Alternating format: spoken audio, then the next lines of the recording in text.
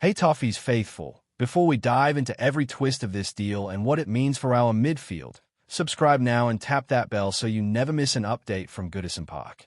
We bring you the stories behind the signings, the training ground insights, and the fan reactions that really matter, straight from Merseyside. When Everton announced they'd agreed a deal to bring Kiernan Dewsbury-Hall in from Chelsea for around £28 million, it felt like the summer window had finally delivered a moment of clarity.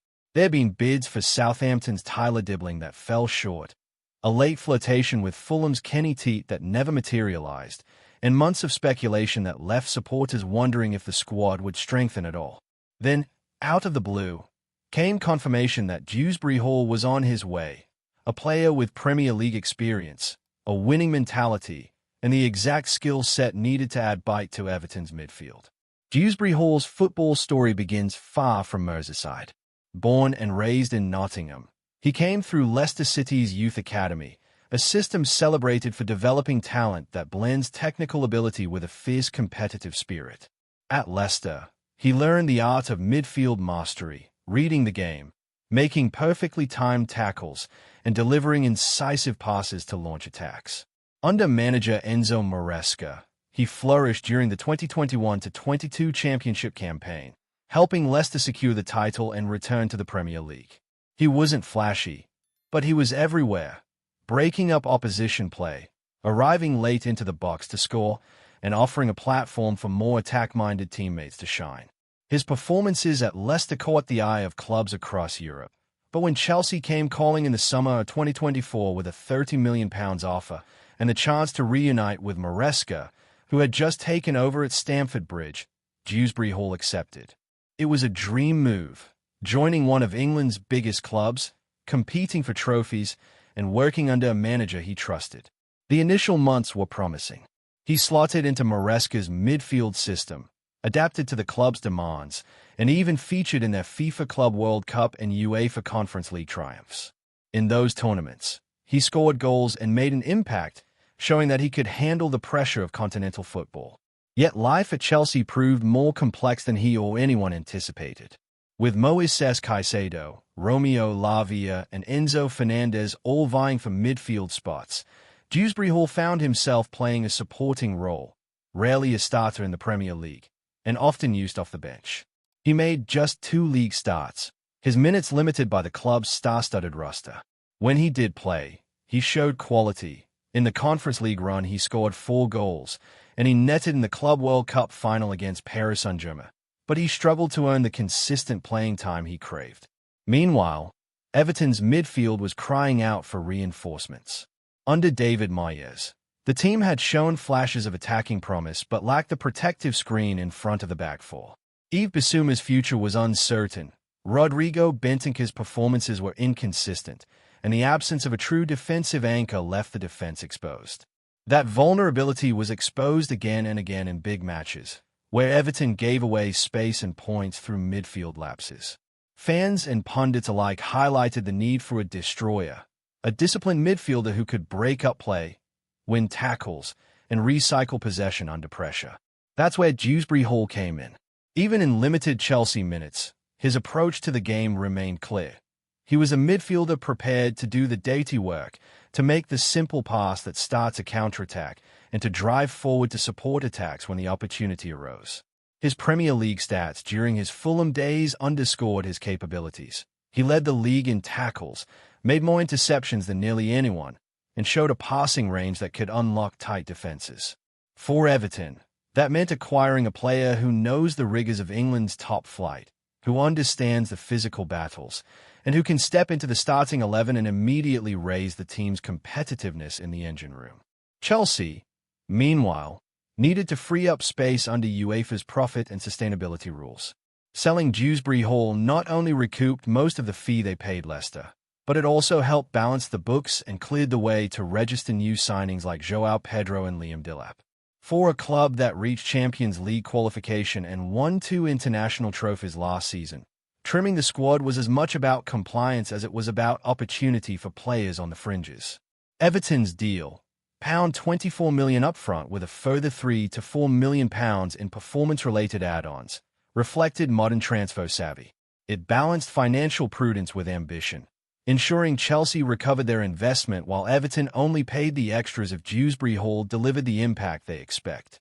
It also fit Moyes' methodical approach, targeted signings that solve specific tactical problems rather than spending on untested prospects. As the Everton medical and personal terms were finalized, excitement rippled through the fan base. Social media lit up with clips of Dewsbury Hall's Leicester highlights, slide tackles at one possession, perfectly weighted long balls, and late runs into the box that caught defenders off guard. Supporters imagined him alongside Amadou Onana, forming a midfield shield that would free Dominic Calvert-Lewin and James Tarkowski to focus on attack and defense, respectively. The thought of a combative duo at the heart of midfield, one experienced in England's second tier and the other seasoned in top-flight European competition, gave fans reason to believe this season could be different. Everton's window was far from over, with negotiations still ongoing for others like Tyler Dibbling. But the arrival of Dewsbury Hall provided a cornerstone, a statement that the club was willing to back its manager with a player capable of dictating the midfield battles. His combination of defensive nous, passing ability, and leadership in the dressing room made him a rare find, and one perfectly suited to the Toffees' needs. As Dewsbury Hall prepares to don the royal blue shirt, faces the cameras at Goodison Park, and steps onto the training pitch for the first time, he brings not just his talent, but the experience of a player who has risen through the English system, adapted in Portugal, and tasted success at the highest levels. For Everton, it's the start of a new chapter, one where midfield solidity underpins attacking ambition, and where a key signing can inspire belief that this really could be the season the club claws its way back to the top half, or even beyond. The structure of Everton's agreement for Kiernan Dewsbury-Hall reflects careful planning and financial smarts. Instead of paying the full £28 million immediately, Everton are putting down £24 million up front, with an additional £3 to £4 million tied to performance-based add-ons. Those extra payments hinge on Dewsbury Hall reaching milestones, number of appearances, perhaps Champions League qualification if Everton secure it, and other negotiated targets. It's a win-win for both clubs. Chelsea recoup most of the fee they paid just a year ago, while Everton protect themselves against overpaying if Dewsbury Hall suffers an injury or finds adapting to Merseyside tougher than expected. In modern football, spreading the cost in this way helps clubs manage cash flow, stay within profit and sustainability rules, and balance immediate needs with long-term prudence. For Everton's part, it shows ambition without recklessness, giving them room to strengthen again in the January window if necessary. Behind the scenes, this deal is part of a broader financial context that has shaped Everton's transfer activity. After years of operating under tight budgets, the Friedkin family's takeover injected fresh investment, but also came with expectations of sustainable spending. Everton have learned that big one-off splurges without a coherent strategy only lead to short-lived success. Instead, they are targeting specific problem areas: midfield solidity, defensive reinforcement, creative width, while ensuring they remain compliant with financial fair play and maintain a healthy wage structure. Dewsbury Hall's purchase neatly fits that model. He addresses a glaring weakness and arrives with Premier League credentials, meaning the club isn't gambling on unproven talent. Fans have been quick to react online and in the stands. Social media buzzed with excitement as the news broke, supporters sharing clips of Dewsbury Hall's best tackles, long-range passes, and late arrival goals from his Fulham days. Pundits hailed the move as one of the shrewdest deals of the window, praising Everton for seizing a player of genuine quality while others chased headline-grabbing names. On fan forums, debates raged about who Dewsbury Hall's midfield partner should be: Amadou Onana, Idrissa Gueye if he stays, or perhaps a different profile entirely. Season ticket holders, arriving early at Goodison Park, wore shirts with his name even before he took his first training session, a testament to the immediate goodwill he's generated. That goodwill is well placed. Everton enter the new campaign with realistic but optimistic goals: to climb out of the relegation dogfight that marked their recent seasons, to stabilize in mid-table, and to perhaps push for a place in the Europa League spots. Dewsbury Hall's presence in midfield could be the catalyst for that upward trajectory. In matches against newly promoted sides, the club can expect him to boss the midfield, snuff out counterattacks, and lay on passes that allow Everton's wingers to exploit space. In top six clashes, his combative edge should help the team stand up to elite midfielders, disrupting their rhythm and giving Everton a fighting chance at accumulating points. The season outlook hinges on several factors. Dewsbury Hall's adaptation will be one, but so too will the integration of other signings.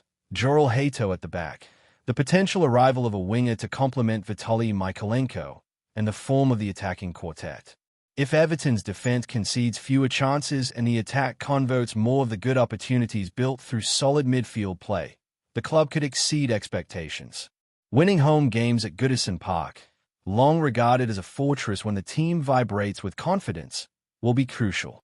A handful of early wins, especially in derbies or against relegation rivals, can create momentum that carries through to Christmas. Beyond results, Dewsbury Hall's impact will be measured by subtle shifts in Everton's style.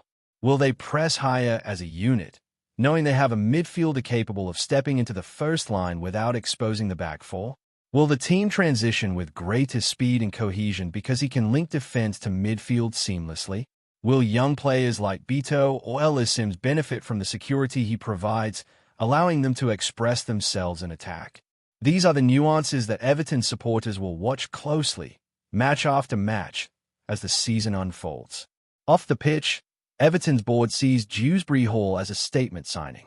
It signals to the rest of the market that the club is serious, not just about survival, but about building a squad capable of sustained Premier League success.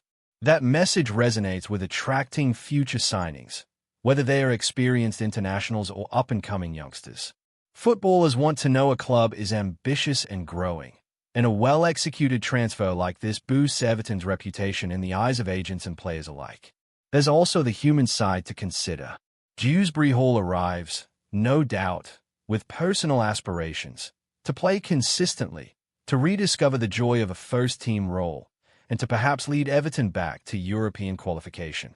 His family might settle in Merseyside, discovering the warmth of the community that rallies around the team week in, week out. His personality, reported as quiet, professional, and driven, should endear him to teammates and staff, creating a positive dressing room atmosphere. In a game where egos can clash, having a player whose main focus is contributing on the pitch and supporting others off it is priceless. As pre-season friendlies wind down and the real competition begins, every training session, every press conference quote, and every snippet of tactical talk will be scrutinized. Moyes will detail how he plans to deploy Dewsbury Hall, whether that's as a deep-lying pivot alongside Onana or in rotation to keep legs fresh. The coaching staff's game plans will hinge on his ability to execute defensive transition and quick distribution. Teammates will learn to trust his positional sense, expecting him to cover when they push forward. Everton's journey this season promises to be a roller coaster, with highs and lows that come with the territory. Dewsbury Hall's role is central. He is the fulcrum on which the team turns. Should he fulfill his potential, combining relentless aggression with intelligent distribution, Everton could become a model of midfield stability in the league. Should injuries or disciplinary issues hinder him, the club will need to adapt quickly. But for now, the optimism is real.